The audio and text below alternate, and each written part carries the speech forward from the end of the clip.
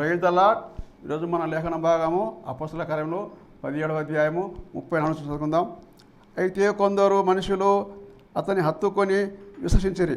ఆమేన్. దేవునికి స్తోత్రం. హల్లెలూయా, హల్లెలూయా, హల్లెలూయా, స్తోత్రం.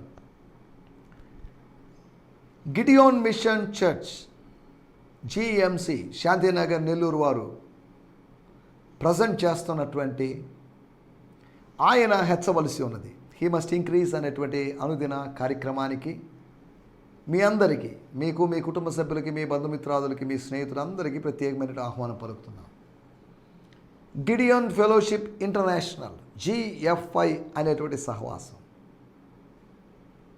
ఈ సహవాసం యొక్క నాయకుడిగా నేను ఉంటున్నాను. గిడియోన్ మిషన్ చర్చ్ అనేటువంటి స్థానిక మందిరానికి కాపరిగా నేను ఉంటున్నాను. ఈ సహవాసము సంఘం తరపున ఈ కార్యక్రమం చూస్తున్న మీ అందరికీ ప్రత్యేకమైన వందనాలు తెలియజేస్తున్నాను. దేవుని స్తోత్రం. మీరందరూ క్షేమంగా ఉన్నారని నేను భావిస్తున్నాను. ఒకవేళ క్షేమము లేని పరిస్థితులు ఏమన్నా దేవుడు అనుమతించినట్లయితే ప్రార్థన చేస్తాం. ఎందుకంటే కొన్ని దినాలు రాబోతున్నాయి.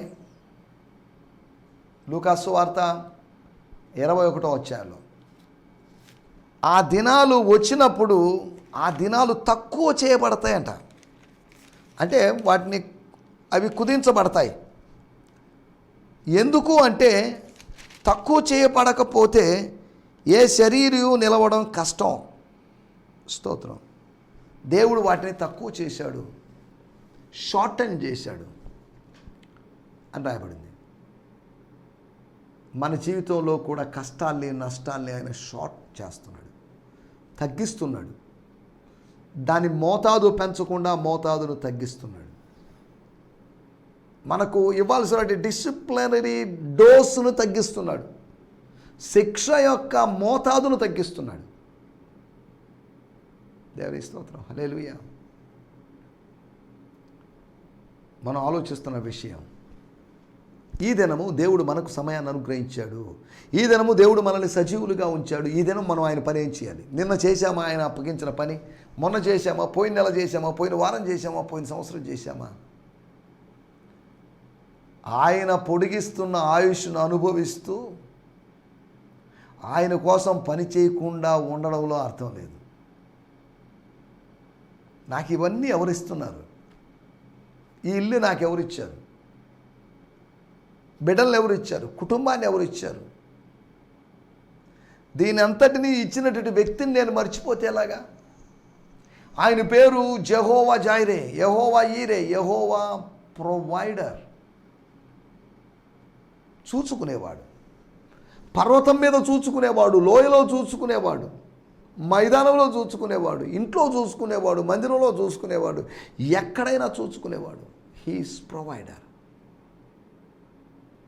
ఈ సమయంలో మనం ఆలోచిస్తున్న మాట, నీకు నాకు ఒక పోషకుడు ఉన్నాడు. నా పోషకుడు విదేశాల్లో లేడు, నా పోషకుడు పక్క రాష్ట్రంలోనో పక్క జిల్లాలో లేడు. నా పోషకుడు పరలోకమందు ఉన్నాడు. పైనుండి మనకు సహాయము అందుతుంది. కాబట్టి దయచేసి మీ ప్రేయర్ రిక్వెస్ట్లు పంపించండి. ఈరోజు మనం ఆర్థికమైనటువంటి సమస్యల్లో నలుగుతున్న వారి కోసం ప్రార్థన చేద్దాం. స్తోత్రం. హల్లెలూయా. మీ ప్రేయర్ రిక్వెస్ట్లు దయచేసి పంపించండి. ఒకవేళ అప్పుల్లో ఉన్నట్లయితే ప్రార్థన చేస్తాం. దేవుడు ఒక ఫైనాన్షియల్ మిరకల్ని చేయనట్లుగా ప్రార్థన చేస్తాం. చిన్న ప్రార్థన. పరిశుద్ధమైన దేవా, మాకు ఇచ్చిన మంచి దినము కొరకే మీకు వందనాలు. మా ప్రియులు అనేకులు ఆర్థికపరమైనటువంటి ఒత్తిళ్లకు లోనవుతున్నారు, ఆర్థిక సంక్షోభానికి గురవుతున్నారు. ప్రభువా, వారి కొరకు ప్రత్యేకంగా ప్రార్థన చేస్తున్నాం. ప్రభువా, మాకున్నటువంటి ఎన్నో అవసరాలు, ప్రాముఖ్యంగా ఈరోజు మా ఆర్థికపరమైన అవసరాలు మీ సన్నిధానికి తెస్తున్నాం. ఈ టీవీ ప్రోగ్రాం కావాల్సిన ఆర్థిక వనరులు, మా వ్యూవర్స్ యొక్క పిల్లల స్టడీస్, వాటికి కావలసిన నిధులు, మా కుటుంబాల్లో ఉన్నటువంటి పెద్దల యొక్క హెల్త్ కొరకైనటువంటి ఆ ట్రీట్మెంట్ కొరకైనటువంటి, ఆ మెడిసిన్స్ కొరకైనటువంటి డబ్బులు ప్రభా మీరు అనుగ్రహించండి. కొంతమందికి జీతాలు సరిగా పడక, కొంతమందికి పెన్షన్లు సరిగా పడక, అప్లై చేసిన లోన్ రాక, ఇలాంటి వేరు వేరు ఫైనాన్షియల్ ఛాలెంజెస్ని ఎదుర్కొంటున్నారు మీ ప్రజలు. ప్రభా ఈ సమయంలో నేను ప్రార్థిస్తున్నాను తండ్రి, మీకు వందనం చేయిస్తున్నాం. ఏదో మిరకల్ మనీ అని మేము అడగడం లేదు, కానీ నువ్వు మాకు అనుగ్రహించాలని, మా పితరుడైన అబ్రహాము విశ్వసించినట్లుగా, మా పితరుడైనటువంటి అబ్రహాము ఇస్సాకుతో చెప్పినట్లుగా, యెహోవా చూచుకున్నని చెప్పినట్లుగా, సందేహించేటువంటి, ప్రశ్నించేటువంటి, అవసరతల వెలుగులో ప్రశ్నించేటువంటి మా ఇస్సాకులతో మేము చెప్తున్నాం. చెప్పడానికి ప్రభువా యెహోవా ఈరే అని చెప్పే విధంగా మాకు ఆత్మలో నిశ్చయతను మీరు కలుగు చేయ, నిర్ధారణను మీరు కలుగు చేయమని అడుగుతున్నాం. స్తోత్రం. రక్తం చేయ ప్రభువా మీకు వందనాలు చేస్తున్నాం. కొంతమంది ఆపరేషన్స్ కోసం, సర్జరీస్ కోసం డబ్బులు 3 లక్షలు 4 లక్షలు అలా అప్పులు చేసి, కొంతమంది ఆయన ఫ్యామిలీ మెయింటెనెన్స్ కోసం వాళ్ళు డబ్బులు అప్పులు చేసి 3 లక్షలు 4 లక్షలు 10 లక్షలు 20 లక్షలు దాని ఇంట్రెస్ట్ కట్టలేక నలిగిపోతూ ఇలాంటి వారు ఉన్నారు. వీరందరినీ మీ సందానికి తెస్తున్నాం. తండ్రి మీకు వందనాలు చేయిస్తున్నాం. ఈ సమయంలో మీరు మాతో మాట్లాడండి, మమ్మల్ని బలపరచండి ప్రభా. మేము ఎంతసేపటికి మా సమస్యలు మేము చూస్తూ కూర్చోలేదు, మేము మీ వైపు చూస్తున్నాం. మా ప్రాబ్లమ్స్ వైపు చూడడం లేదు, కానీ మా ప్రాబ్లమ్స్ సాల్వ్ చేసే వ్యక్తి నీ వైపు మేము చూస్తున్నాం. మీరు చెప్పారు, ఆకాశపు వాక్యలు విప్పి పటజాలని విస్తారమైన ధనమును ఐశ్వర్యమును ఇస్తానని చెప్పారు. ఒకడు నన్ను ప్రేమించిన వాడిని ఆస్తికర్తగా చేస్తా అని చెప్పారు. అంధకార స్థలముల్లో మరుగైన నిధులు, ధనాన్ని నీ ఇస్తానని మీరు వాగ్దానం చేశారు. ఈ వాగ్దానాలన్నీ మేము గుర్తు చేసుకుంటున్నాం. తండ్రి మీకు వందనాలు. మమ్మల్ని ధనవంతులుగా చేయుటకు మీరు దరిద్రుడాయను అనే మాటను మేము జ్ఞాపకం చేసుకుంటున్నాం. ప్రభువా మీకు వందనాలు చెల్లిస్తాం. ఈ సమయంలో మమ్మల్ని అందరినీ మీ చేతిలో సమర్పిస్తూ, మీ మాటలు వినాలి మీ ప్రజలు. వినడం ద్వారా వాళ్ళ విశ్వాసం పెరగాలి. వాళ్ళ హృదయంలో విత్తబడినటువంటి ఏ విత్తనాన్ని, వాక్యపు విత్తనాన్ని, సత్య విత్తనాల్ని శత్రువు తీసుకొని పోకూడదు, దొంగలించకూడదు. కనుక ఈ సమయంలో మేము అద్భుతాల కోసం ఎదురు చూస్తున్నాం. అద్భుతములు జరిగించే దేవా, నిన్న నేడు నిరంతరం ఏకరీతిగా ఉన్న దేవా, మీ వైపు మేము చూస్తున్నాం. మాతో మాట్లాడి మమ్మల్ని బలపరిచి మేలు చేయమని యేసు నామములోనే ప్రార్థించగలుగుతున్నాం పరమ తండ్రి. Amen, amen, amen, amen. దేవుని స్తోత్రం. హల్లెలూయా. మన దైనందిన జీవితంలో మనం చేసేటువంటి స్ట్రగుల్స్లో ఫైనాన్షియల్ స్ట్రగుల్ ఒకటి. చాలని జీతాలు, ఇన్కమ్ సోర్సెస్ తక్కువ. ఇంట్లో ఒక 5 మందో 6 మందో ఉంటే బ్రెడ్ విన్నర్స్గా ఉన్నవాళ్ళు 1-2 ఉంటారు. ఇల్లు పోషణ కొద్ది కష్టంగా ఉంటుంది. ఇటువంటి ఎన్నో మిడిల్ క్లాస్ ఫ్యామిలీస్లో ఇటువంటి స్ట్రగుల్స్ బోల్డ్ ఉంటాయి. నా జీవితంలో ఇటువంటి స్ట్రగుల్స్ బోల్డ్ ఉన్నాయి. వీటన్నిటిలో కూడా మనం చెప్పుకోగలిగిన ఒక నినాదం ఒకటి ఉంది, ఒక స్లోగన్ ఒకటి ఉంది, యెహోవా ఈరే. పోషకుడు, ప్రొవైడర్. దేవుని స్తోత్రం. హల్లెలూయా. నిన్నటి ఎపిసోడ్లో మనం ఒక సేవకుడు నిష్క్రమించడానికి ఉన్నటువంటి కారణాలు, వెళ్ళిపోవడానికి ఉన్నటువంటి కారణాల గురించి, హఠాత్తుగా అకస్మాత్తుగా వెళ్ళిపోవడానికి ఉన్నటువంటి కారణాల గురించి మనం మాట్లాడుకున్నాం.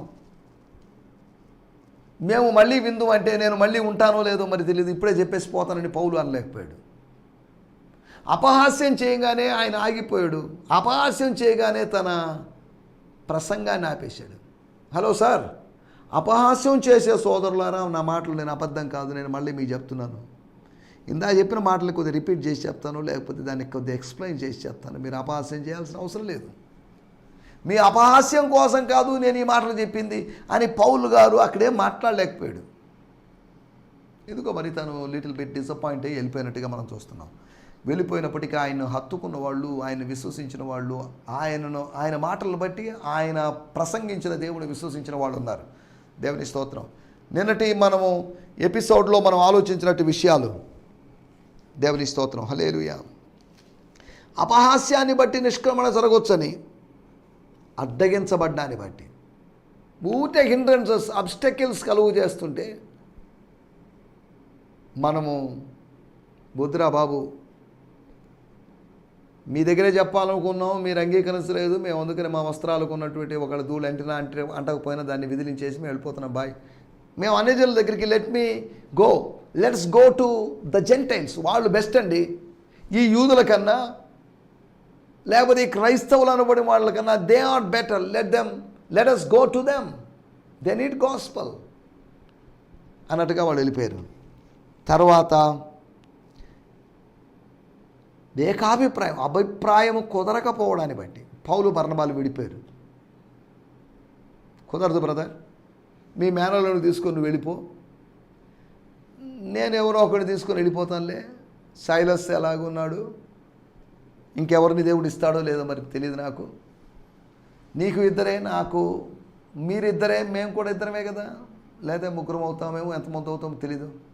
కానీ నీ మినిస్ట్రీ నువ్వు చేసుకో, ప్రభు చిత్తం అయితే మళ్ళీ ఎప్పుడైనా కలుసుకుందాం. నువ్వు నాకు ఇప్పటివరకు సపోర్ట్ చేసావు, మోరల్ సపోర్ట్ ఇచ్చావు, దాని కొరకు థ్యాంక్స్ అన్నట్టుగా చెప్పి విడిపోయారు. తర్వాత అభ్యర్థనను బట్టి వెళ్ళిపోండి అని వాళ్ళు అడుక్కోవడాన్ని బట్టి, వెళ్ళిపోండి బతిలాడుకోవడాన్ని బట్టి వెళ్ళిపోయారు. తర్వాత అల్లరిని బట్టి నిష్క్రమించాడు. అల్లరి ఎక్కువైపోతుంది. వారి కేకలే గెలిచెను, వారి అల్లరే గెలిచెను అని రాయబడలేదు. యేసుప్రభు కాలంలో వారి కేకలు గెలిచాయి. యేసుప్రభు మౌనంగా ఉన్నాడు. పిలాతుకి ఏం చేయాలో అర్థం కాని పరిస్థితి. ఇశ్రాయేలు ప్రజల యొక్క కేకలు గెలిచాయి.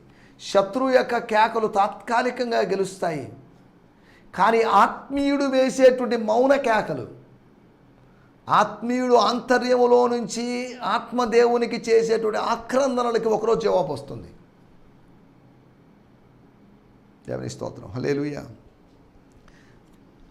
ఆరోది ఆత్మ ప్రేరణను బట్టి నిష్క్రమణ జరగవచ్చు. వెళ్ళిపోతాను నేను యెరూషలేంకి, let me go to Jerusalem and die there. I'm ready to face my death అని మాట్లాడేటి పౌలు మనం చూస్తున్నాం. కాబట్టి సేవకుల యొక్క నిష్క్రమణ జరగకుండా, సేవకుల నిష్క్రమణ జరిగినా పర్లేదు, సేవకుని పంపించినటువంటి సేవకునితో ఉన్నటువంటి దైవాత్మ యొక్క నిష్క్రమణ మన దగ్గర జరగకుండా మనం కాపాడుకోవాలని మనం నిన్న కొన్ని విషయాలు మాట్లాడుకున్నాం.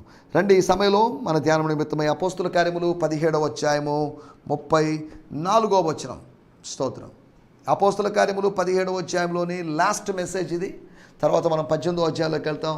అనగా ప్రభు కృపను బట్టి ఒక 34వ మెసేజ్, 34 వచనాలునే 34 మెసేజ్లు ఇవ్వడానికి ప్రభు సాయం చేశాడు. దేవుని స్తోత్రం, హల్లెలూయా. చదవండి సార్. అయితే కొందరు మనుష్యులు అతన్ని హత్తుకొని, వారిలో అరియోపగీతుడైన దియోనూసియా దమరి అను ఒక స్త్రీయు వీరితో కూడా మరి కొందరును ఉండిరి. వాడొక భాషలో కూడా చదువుకుందాం సార్. నేను ఈలోపు 7వ అధ్యాయం చదువుతాను. 17వ అధ్యాయము 34వ వచనము. That is our keywords. But there were some who believed the message and join him from the day forward. ఆ రోజు నుంచి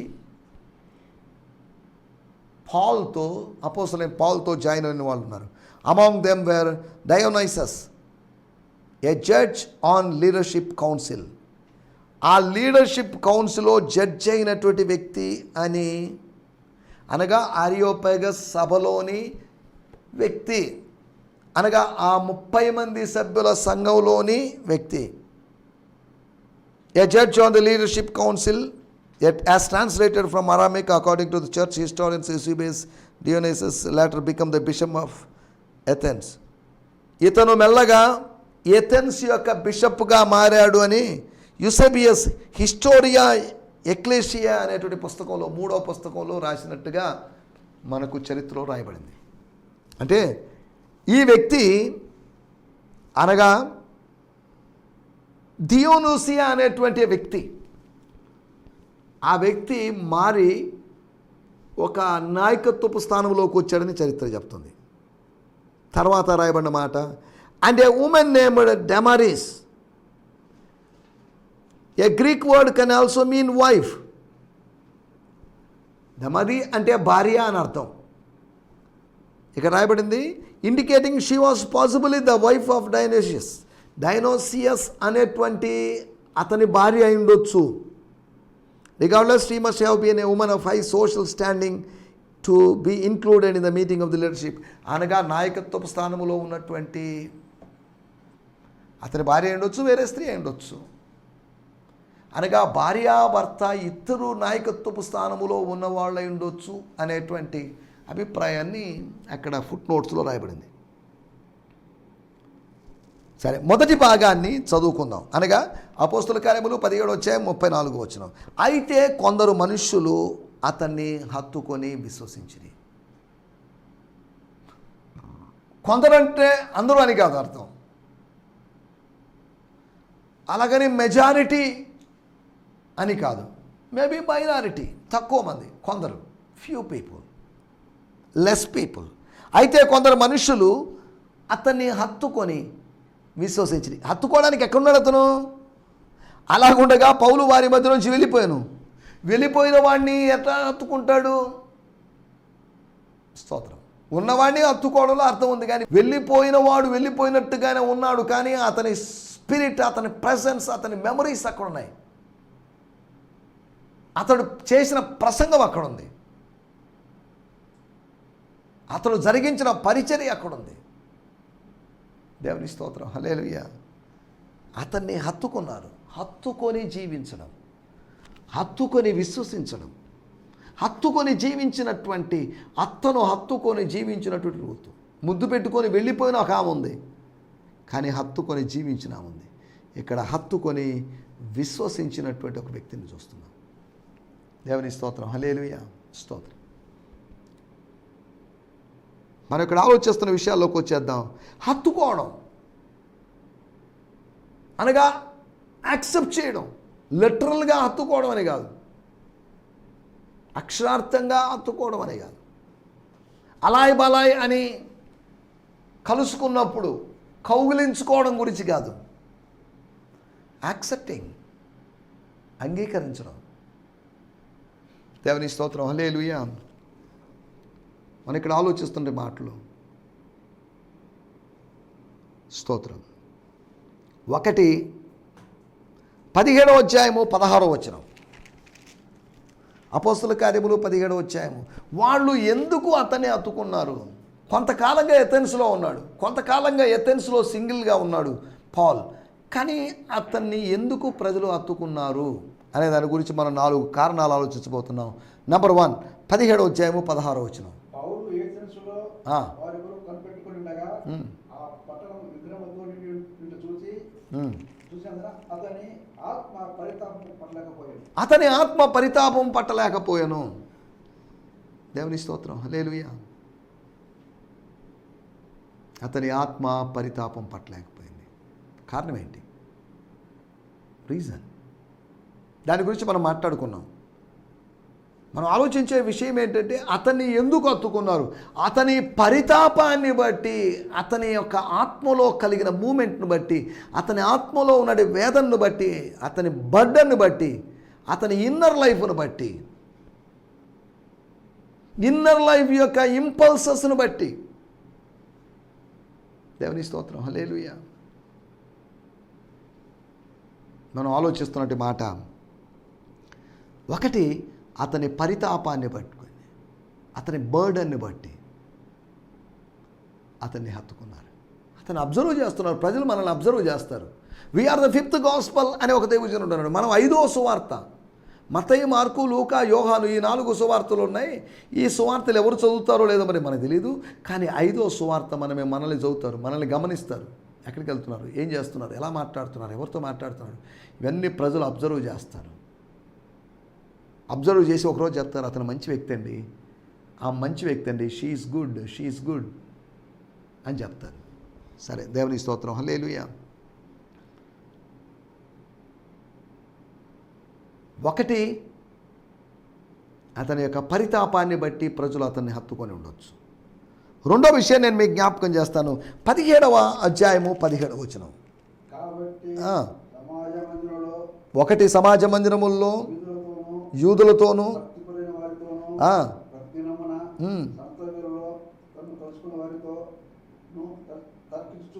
యూదులతోనూ భక్తిపరులైన వారితోనూ సంత వీధిలో తన్ను కలుసుకునే వారితోనూ 3 రకాల ప్రజలతో ఆయన కలుసుకుంటున్నాడు.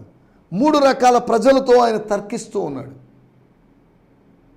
ఆయన తర్కము సెక్యులర్ విషయాల గురించి కాదు, ఆయన తర్కం ఆత్మీయ విషయాల గురించి. ఆయన తర్కం అంతా యేసును గురించి. దేవుని స్తోత్రం, హల్లెలూయా. తన్ను కలుసుకొని వచ్చిన వారందరితో తర్కిస్తూ వచ్చాడు. మనకు తెలుసు ఆయన తర్కించిన దాని ఫలితంగా తెసలోనికలో ఏం జరిగింది, బెరయలో ఏం జరిగింది అనే దాని గురించి మనం మాట్లాడుకున్నాం. రెండోది అతని పరిచర్య, అది దట్స్ హిస్ మినిస్ట్రీ. ఒకటి, అతని పరితాపాన్ని బట్టి ప్రజలు అతన్ని హత్తుకున్నారు. రెండోది, అతని పరిచర్యను బట్టి డైలీ చేస్తున్నట్టు మినిస్ట్రీ. అప్పుడప్పుడు చేసే మినిస్ట్రీ కాదు, వీక్లీ మినిస్ట్రీ కాదు, మంత్లీ మినిస్ట్రీ కాదు, ఇది డైలీ జరుగుతున్నటువంటి ఆ మినిస్ట్రీని గమనిస్తున్నారు ప్రజలు. స్తోత్రం, హల్లెలూయా. మూడో విషయాన్ని నేను మీకు జ్ఞాపకం చేస్తాను. అపోస్తుల కార్యములు 17వ అధ్యాయము 18వ వచనం. స్తోయికుల్లో ఉన్న కొందరు జ్ఞానులు అతనితో వాదించిరి. కొందరు ఈ వదరుబోతు చెప్పునది ఏమిటని చెప్పుకొనిరి. గనుక మరికొందరు వీడు అన్య దేవతలను ప్రచురించున్నాడని చెప్పుకొనిరి. ఈ వదరుబోతు చెప్పుంది ఏంటి? వీడు అని గౌరవం లేని విధంగా వాదించలేక అతన్ని వ్యక్తిగతమైన దోషంలోకి దిగిన సందర్భం. 32వ వచనం మనకందరికీ తెలిసిన విషయమే, మనం దా చదువుకున్నాం. ఆ మృతుల పునరుత్థానం గురించి వినినప్పుడు అపహాస్యం చేసి, అపహాస్యము అవమానం జరుగుతుంది. అయినప్పటికీ ఈ అపహాసాలు అవమానాల మధ్యలో ఆయన ప్రవర్తన చూడండి. అతని ప్రవర్తనని ప్రజలు చూశారు. అననుకూల పరిస్థితుల మధ్యలో మనం ఆవేశపడకుండా సంయమనం పాటించినప్పుడు, మనం జాగ్రత్తగా ఉన్నప్పుడు, మనం మౌనంగా ఉన్నప్పుడు, మనం రెచ్చిపోయి రేగిపోయినప్పుడు కాదు. దేవుని స్తోత్రం, హల్లెలూయా. మనం ఇక్కడ ఆలోచిస్తున్న విషయాలు, ఒకటి, అతని పరితాపాన్ని బట్టి హత్తుకొని ఉండొచ్చు, అతని పరిచర్యను బట్టి హత్తుకొని ఉండొచ్చు. మూడోది, అతని యొక్క ప్రవర్తనను బట్టి. అనర్థాల మధ్యలో ఆత్మఫలము మనలో పనిచేసిందనుకోండి, సహనం పనిచేసిందనుకోండి, దీర్ఘశాంతం పనిచేసిందనుకోండి, అవతల వ్యక్తిని మనం పొందుకున్నట్లే, సంపాదించుకున్నట్లే. అతను ఒక మాట అన్నాడు, ఇతను 4 మాటలు అన్నాడు, ఇక్కడ ఏముందండి అని అనుకునే అవకాశం ఉంది. దేవుని స్తోత్రం, హల్లెలూయా. మనం ఆలోచిస్తున్న విషయాలు. 4వ విషయాన్ని నేను మీకు జ్ఞాపకం చేస్తాను. అపోస్తుల కార్యములు 17వ అధ్యాయము 23వ వచనం.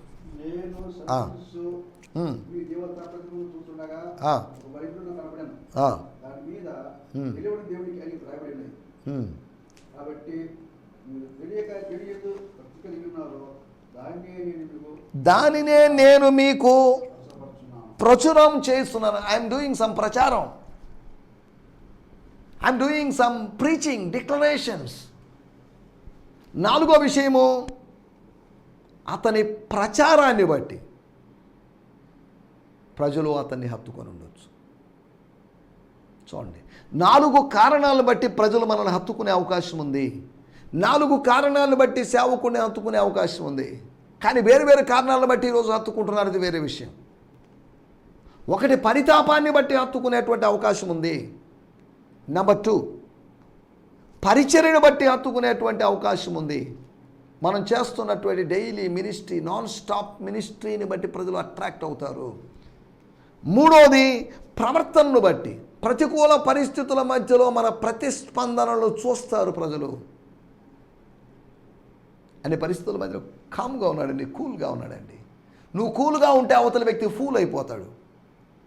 నువ్వు ఫూల్ అయితే కూల్ కాకుండా రెచ్చిపోతూ ఉంటావు. నాలుగో విషయము అతని యొక్క ప్రకటనను బట్టి, ప్రచారాన్ని బట్టి, అతడు చెప్పినటువంటి ప్రసంగాన్ని బట్టి, అతని మాటలను బట్టి, అతడు ప్రజెంట్ చేసినటువంటి విషయాలను బట్టి అతన్ని ప్రజలు హత్తుకున్నారు. దేవుని స్తోత్రం, హల్లెలూయా. ప్రజలను ఆకర్షించడం అంటే చిన్న విషయం కాదు. అకస్మాత్తుగా ఒక రోజులో ఆకర్షించలేదు. ఆకర్షించేది ప్రభువే. మనము క్రీస్తును పైకెత్తిన ఎడల, అనగా యేసు ప్రభువును గణపరిచిన ఎడల, when we lift up Jesus, నేను పైకెత్తబడిన ఎడల అనేకులను ఆకర్షించుకుందునని చెప్పినట్లుగా మనం ఆయన్ను పైకెత్తిన ఎడల మనల్ని కొంతమంది హత్తుకోవడానికి వస్తారు, మన దగ్గరికి వస్తారు, మన చర్చ్కి వస్తారు, మన మినిస్ట్రీకి వస్తారు, మనల్ని ఫాలో అవుతారు. మన మెసేజ్లకు, మన పోస్టులకు లైకులు కొట్టవచ్చు, కామెంట్లు చేయొచ్చు అన్నట్టుగా కూడా. కాబట్టి మినిస్ట్రీలో ఉన్నటువంటి వారికి మనం ఎవరో ఒకరిని, పెద్దవారినో లేకపోతే మాదిరికరమైన వాళ్ళని మనం హత్తుకుంటాం. హత్తుకోవడానికి కొన్ని కారణాల గురించి మనం ఆలోచించాం. కాబట్టి ఇలాగా మనం ప్రభువుని హత్తుకుంటే కొంతమంది మనల్ని హత్తుకునేటువంటి అవకాశం ఉంది. తద్వారా వాళ్ళు, మనము అందరం కలిసి ప్రభువును హత్తుకొని ఈ శేష జీవితం అంతా నమ్మకంగా ముందుకు సాగడానికి ప్రభు మనందరికీ సహాయం చేయనుగాక. ఆమేన్, హల్లెలూయా, హల్లెలూయా. మీ అందరికీ వందనాలు. ఈ సందేశము మీకు ఆశీర్వాదకరంగా ఉందని నమ్ముచున్నాము. ప్రార్థనా అవసరతల కొరకు మమ్మల్ని సంప్రదించవలసిన మా చిరునామా గిద్యోన్ మిషన్ చర్చ్, 6వ వీధి, శాంతినగర్, నెల్లూరు 4, ఆంధ్రప్రదేశ్. పిన్ 524004. మా ఫోన్ నంబర్లు 7036443613 మరి ఒక నంబర్ 9392293010. మా ఈమెయిల్ ఐడి gfihmi2015@gmail.com. దేవుడు మిమ్మును ఆశీర్వదించునుగాక. ఆమేన్.